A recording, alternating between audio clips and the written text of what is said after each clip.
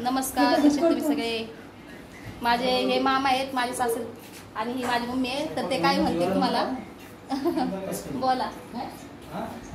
काय बोलायचं सदाय तुम्ही युट्यूबवर टाकता भांडणाचे सगळे तुमचे भांडणं असे काय चालतात बाबा. आम्हाला जरा थोडासा विचार पडतोय.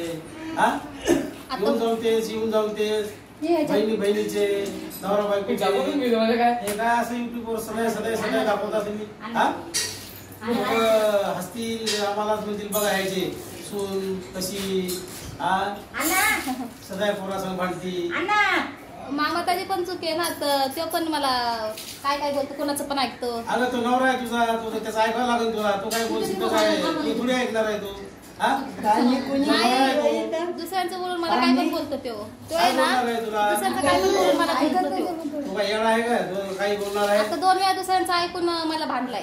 असं होऊ शकत नाही कधी. इतका हुशार आहे, इतका शान आहे, इतका गरीब मुलगा आहे. आणि तुमची हमेशा भांडणं चालतात, हमेशा भांडणं चालतात. मला विचार पडला होता काय करावं काय नाही. बघ बोलतो मी तूच. तो कुणाचा पण ऐकून बोलतो का नाही तू सांग. असं कसं ऐकत नाही. आपल्याला कसं वाटतं हाय बाबा माझं त्याला बोलू भांडण होते तुझी माझी दुश्मनी उगाच मी नाही बोलत त्याला असं वाटतं की काय बोलत नाही तर मग काय लक्ष देत नाही. मग बरोबर आहे, लक्ष द्यायचं तुम्ही. आता त्याला आई नाही आहे, तुम्हीच आई आहे, माय आहे, सासू सगळ्याच गोष्टी तुम्हीच आहे.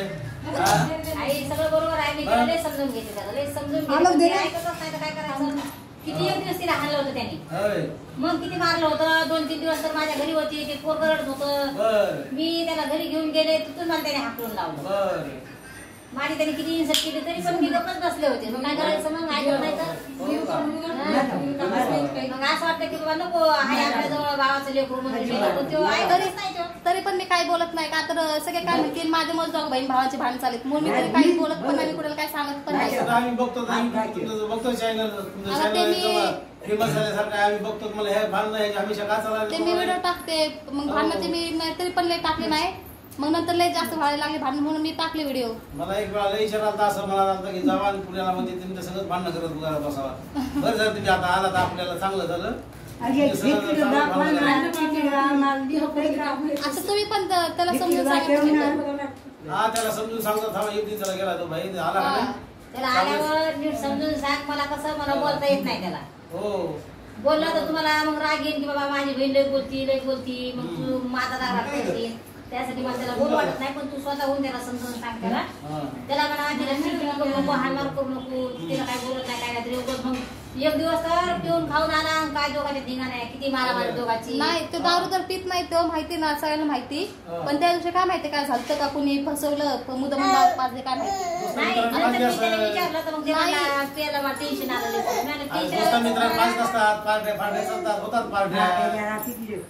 बर्थडे असतं, कुणाचं काय एन्जॉय करायचे दिवस असतात करतात. पार्ट्या होऊ द्यायच्या. आपली नाही पार्टी त्यात नाही करायची. दारू तर नाही पित सुदेश. पण त्या दिवशी काय माहिती आणि किती त्या दिवशी तमाशा झाली, किती भांडण झाले. नाही तसं नाही करायचं. खायचं पियचं मस्त एन्जॉय करायचं. आपण ते तशा पार्ट्या नाही करायच्या. आपल्या घरात चलत नाही, तिथं कुठं चलतच नाही. तरी पण छोटे मोठे काय भांडण असेल तर तुम्हाला मी फोन पण नाही करत आणि सांगत पण नाही. कसं संसार चांगला लागलाय, मस्त मुलगा झाला एक छान.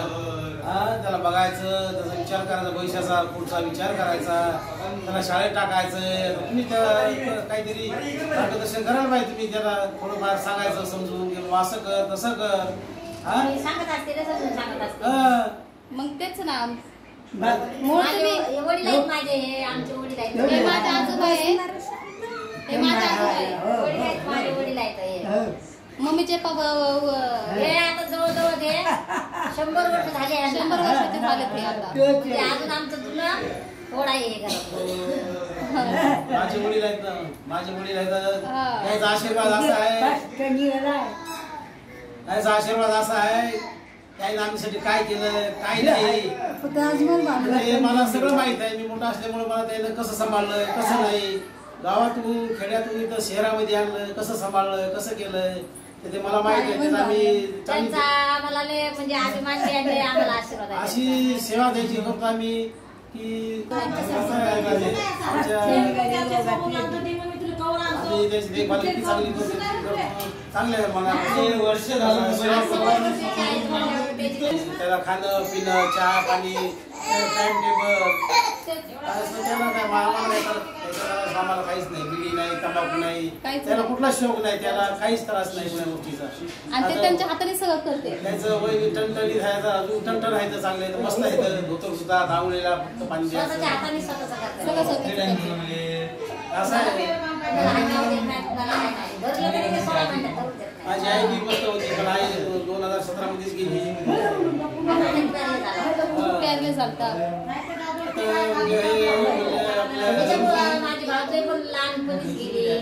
माझी मिसेस 2004 मध्ये सेवा करतात. मोरी मेवा भेटते खायला.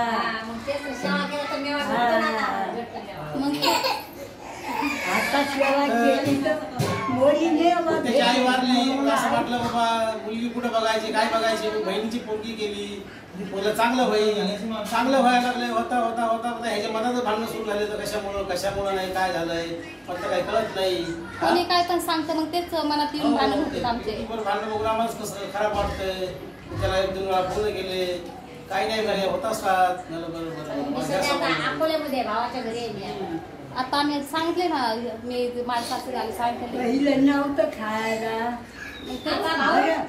भाऊ आम्ही त्याला काय त्रास देतो, काय बोलतो, काय त्याला त्रास देत आम्ही त्या दिवशी तुझं किती भाग लागला. मम्मीला आहे ना, मामा मम्मीला हाकलून देत होता, तू जा म्हणला आता तुझा. हा तुम्ही ते व्हिडिओ बघितले ना, सर जा म्हणला आता तू. मला फोन तवाच करायचा असता, मी त्याला सांगितलं नाही ना मग मी तेच फोन केला तर तुम्हाला काय वाटतं की माझीच काय चुकी असं म्हणून मी नाही केलं. म्हणून मी तांदूळ तुम्हाला समोर सांगितलं समजावून की काय बोल जाऊ नको. मुलीला तर द्यायचा नाही बाबा, चांगलं सांभाळायचं, सोन्यासारखं लेकरू दिलंय, चांगला मस्त संसार द्यायचा चालवायचा. मुलाला बायकोला सासू म्हणणारे सासू चांगलं सांभाळायचं, चांगलं राहायचं, सगळ्या संघ सासऱ्या संघ मेवणे आहेत त्याच्या संघ चांगलाच तर राहतो. विचारा बरं काय बोलतो का काहीच नाही द्यायचा, काही नाही. हा तुमची भांडणं कर जाऊ नये, चांगलं राहायचं, व्यवस्थित मस्त ड्युटी करायची. नाही कामाला येते जातो टाइमवर येते, पण फक्तच कुणाचं सांगा त्याला कुणाचं ऐकून आहे ना भांडण करू नको. दुसरं मित्राचं कुणाचं ऐकायचं नाही, काही नाही. आता कोणाला बाईनीच ऐकतो बघ, त्या दिवशी सांगितलं होतं. कुणाची फोन करत असतील, सांगत असतील काही असं तसं, ऐकायचं नाही. कसं असतं, चांगलं असलं कोणाला ते होत नसतं, काय पण लावून मुलगा दिला देवानं मस्त पैकी युवराज. कुणाचं ऐकायचं आता घरातलीच पोरगी आहे, त्याचं नाव घ्या युवराज. मग तेच आता म्हणून मी ते येऊन ते क्लिअर केलं का तर परत भांडण व्हायला नको. परत काय तर बोललं ना मी पण ते पण असं भांडण करायचं नाही बाबा, चांगलं राहायचं मस्त पैकी. आम्हाला मी बी आनंद आहे की चांगलं राहते जीवन. पण ते कधी असं झालं ना, त्याची दोघांची भांडणं माझ्या देखत तिला मारलं होतं, मला नाही सहन झालं ना, तरी पण मी त्याला काय बोलले नाही, काय नाही म्हणत त्याला. कधी मारायचा नाही, हात नाही उचलायचा, कधीच नाही मन दुखायचं बायकोचं, कधीच नाही दुखावा. मला एवढं समजतं. रात्रीच्या 2 वाजताची पोरगी घरी आली होती.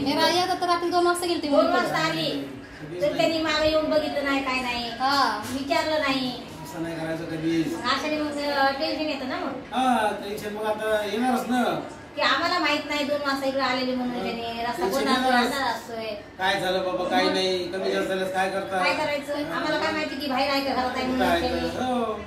ते सांगायचं ना, मी घरच्या बाहेर गेलेले आहे, हिच्याकडे लक्ष द्या म्हणून. त्यांनी पण सांगितलं नाही. त्याला नाही सांगितलं. मग असं नाही करायचं, असं नाही करायचं. त्याला बोलायला घरी गेले तर मला घरच्या बाहेर जा म्हणला. हो त्यावेळेस पण मी तुला 2 वाजता फोन लावला होता, पण आज तुम्हाला घाबरत काय झालं. मग तेच जाऊ द्या आता त्याला मी तुम्ही समजून सांगा. तेच आता बघा आता जाऊ द्या, तुमचं जायचं पुण्याला जायचं टाइम 8 वाजताची गाडी आहे. आता त्याला भांडणं तंडणं काही जर गेले तर मला सांगा, लगेच फोन करून सांगा मला काही जर झालं गेलं तर. लगेच मी फोन सांभाळून घ्या, चांगलं राहा मस्त पैकी आनंदानं.